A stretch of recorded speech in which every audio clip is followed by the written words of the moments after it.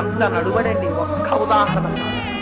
ఆనాడు గుడి దగ్గరికి వెళ్ళి అరటి దొప్పలు తెచ్చి కింద మారేస్తే రామచంద్రమూర్తి పడుకున్నాడు. పడుకుంటే అయ్యో నీకు సీతమ్మ తల్లి అంతమంది ఆకలికి చూస్తుండగా నా భర్త అయితే పడుకున్నాడు కానీ ఇలా అరిటాకుల మీద నేను పడుకోలేను అనలేదమ్మా.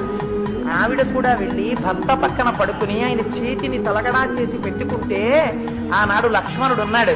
ఎక్కడ నిద్రపోనయ్యా, ఈ స్థితి చూసి కూడా నిద్రపోనా, నిద్ర వస్తుందా నాకని ఏడ్చాడు లక్ష్మణుడు.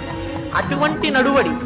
రామా, నువ్వు లేని నాడు నాకు అయోధ్య అయోధ్య కాదు, నువ్వున్నదే నాకు అయోధ్య.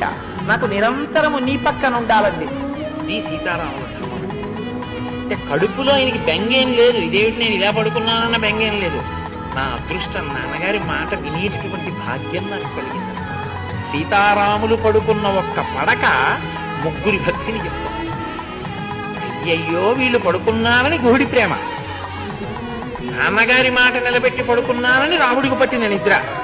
అయ్యో సీతారాములు అలా పడుకున్నారు, వాళ్ళు అలా పడుకోవడమా అని పడుకోలేనటువంటి ప్రేమ లక్ష్మణమూర్తి ప్రేమ.